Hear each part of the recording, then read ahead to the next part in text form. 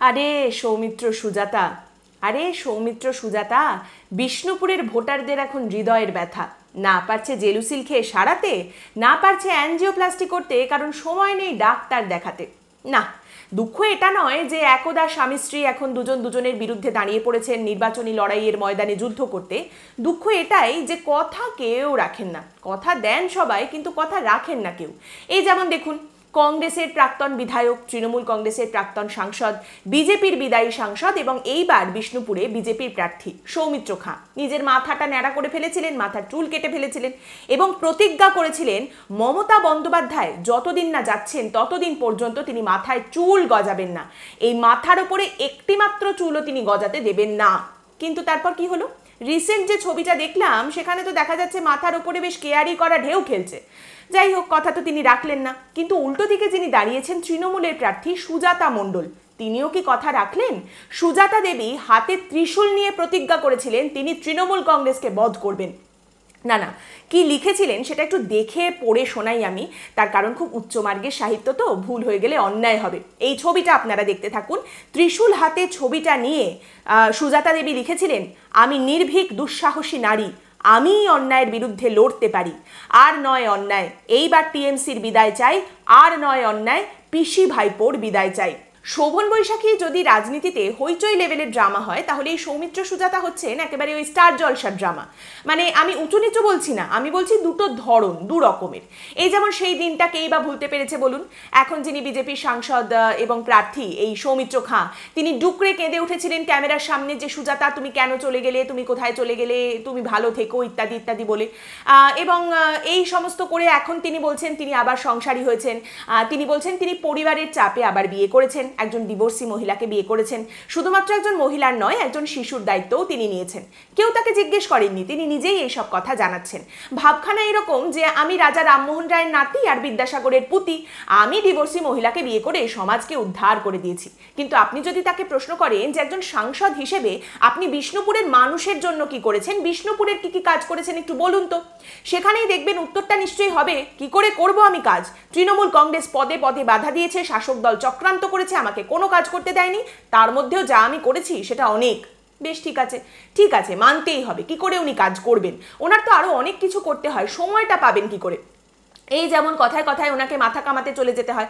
আগেই বললাম মমতা বন্দ্যোপাধ্যায়ের জন্য একবার মাথা কামিয়েছিলেন, তবে সেখানেই শেষ নয়, তারপর মুকুল রায় যাওয়ার পরে আবার একবার মাথা কামিয়েছিলেন। মানে পরিস্থিতি এমন দাঁড়ায় যে রাজ্য বিজেপি নেতৃত্বকে সৌমিত্র খাঁকে গিয়ে বলতে হয়, ভাই ঠিক আছে থামো, এইবারে তুমি থামো। আর না, মানে এই যে তুমি কথায় কথায় মাথা কামাতে যাচ্ছ, এতে লজ্জায় আমাদের মাথাটা কাটা পড়ছে, তুমি এবার মাথা কামানোটা বন্ধ করো। তারপর দেখুন এই যে সৌমিত্র খাঁ ঠাকুরের সামনে কি প্রার্থনা করেন, মানে সাধারণ মানুষ পুজো আচ্চা করেন, সৌমিত্র খাঁ ঠাকুরের সামনে প্রার্থনা করেন, মা মা গো ইডিকে শক্তিশালী করো, ইডিকে শক্তি দাও, ইডিকে শক্তি দাও। আপনারা ভাবছেন তো আমি অতিরঞ্জিত করে বলছি? না, প্রমাণ আমার কাছে আছে, আমি দেখিয়ে দিচ্ছি। আর তাছাড়া ডেসক্রিপশনে যে লিঙ্কগুলো থাকে সেখানেও তো প্রমাণ রয়েছে, আপনারা যে কোনো সময় দেখে নিতে পারেন। শক্তি দাও মা, ইডিকে শক্তি দাও।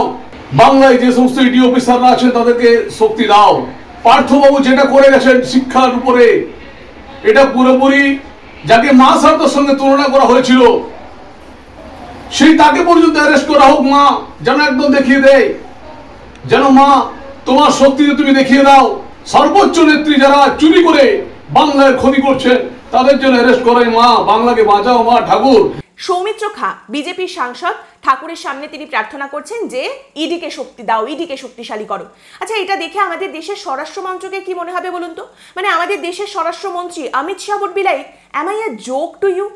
ঠিক আছে, তাহলে বিষ্ণুপুরের কাজ যখন গোনানো যাবে না, কি নিয়ে কথা বলা যায়? চাকরি, চাকরি বিক্রি। আমাদের এই রাজ্যের জ্বলন্ত সমস্যা এই চাকরি বিক্রির ব্যাপারটা।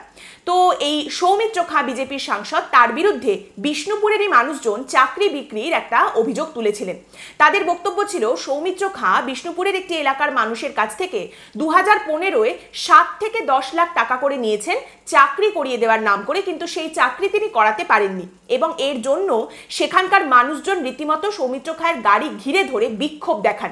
পরিস্থিতি এমন হয়ে যায় যে সিআইএসএফ এর সাহায্যে সাংসদ যখন সেখান থেকে গাড়ি নিয়ে বেরিয়ে যাওয়ার চেষ্টা করেন, বিক্ষোভকারীরা রীতিমতো তার গাড়িকে তাড়া করেন এবং তারপরে সাধারণ মানুষজন সেখানকার বলেন যে বিক্ষোভ দেখাতে আমরা যাইনি, আমাদের কাছ থেকে উনি 2015-এ যে টাকাগুলো নিয়েছিলেন 7 থেকে 10 লাখ টাকা করে চাকরির জন্য, সেই চাকরি তো হয়নি, টাকাটা যাতে উনি ফেরত দেন, হাত জোর করে সেই কথা ওনাকে বলতে গিয়েছিলাম, অনুরোধ করতে গিয়েছিলাম।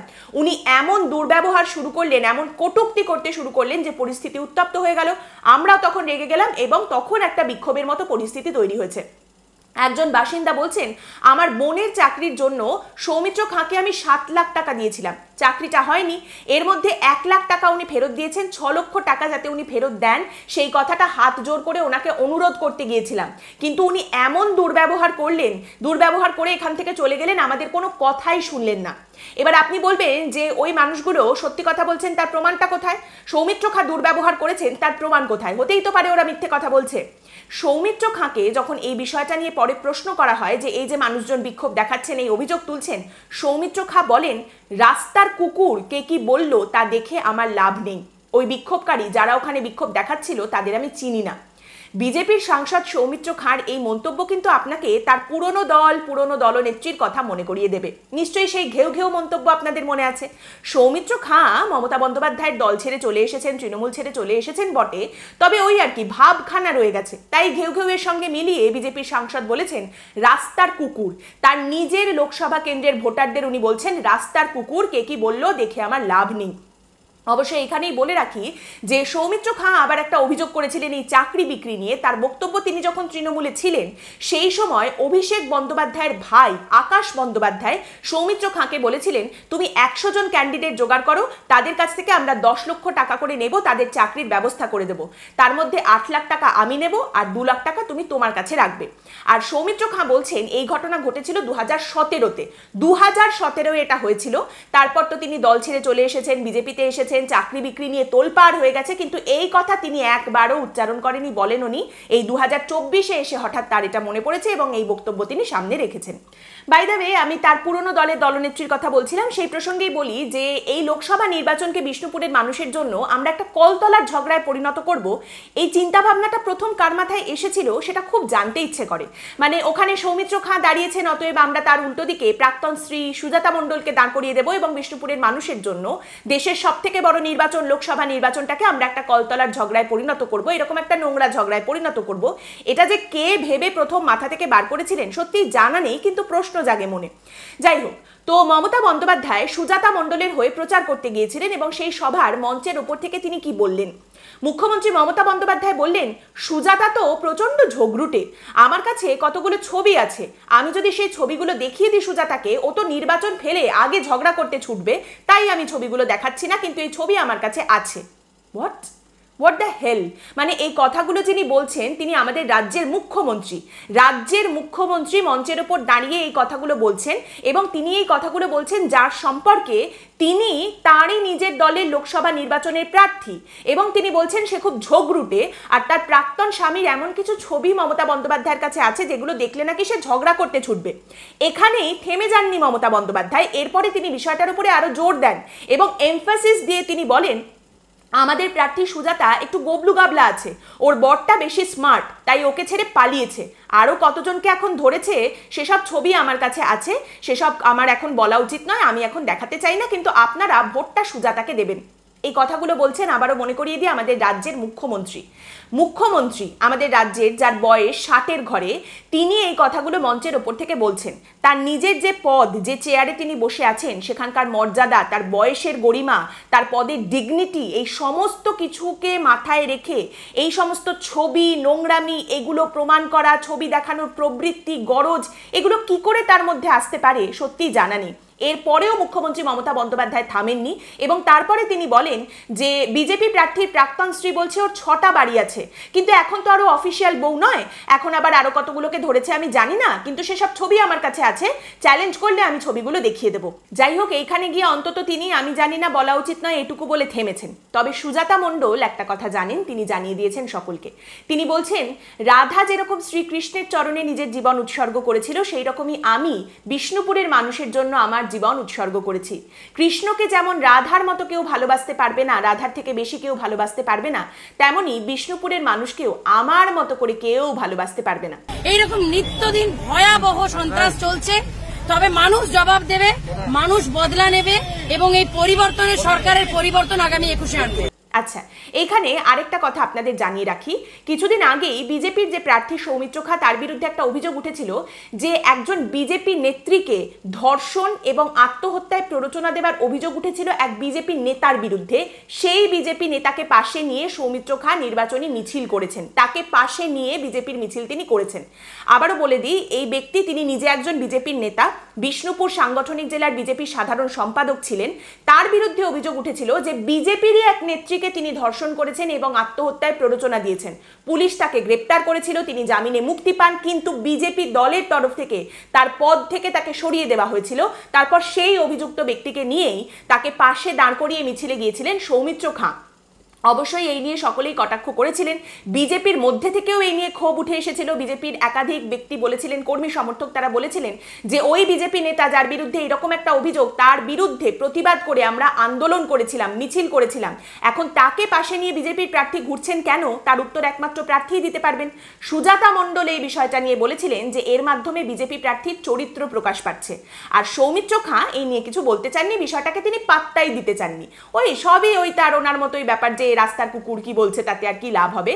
সৌমিত্র খা বলেছিলেন যে অভিযুক্ত ব্যক্তি, অভিযোগটা এখনো প্রমাণ হয়নি, প্রমাণ হলে তখন দেখা যাবে, আপাতত তিনি অভিযুক্ত, তার বিরুদ্ধে কোনো দোষ প্রমাণ হয়নি। বিষ্ণুপুরের ভোটাররা আজকের পর্ব যদি কেউ দেখেন তাহলে আপনাদের জন্য বলি যে ভগবান আপনাদের ভালো করুন, কারণ মানুষ আপনাদের জন্য যা পরিস্থিতি তৈরি করেছে, নির্বাচনী তরজা যেখানে চলে এসেছে, যেখানে নেমেছে, কাজ কর্ম উন্নয়ন পরিষেবা সেই সমস্ত কিছু ছেড়ে দিয়ে নির্বাচনী তরজা যেখানে গিয়ে দাঁড়িয়েছে, তাতে ভগবানই একমাত্র আপনাদের ভালো করতে পারেন।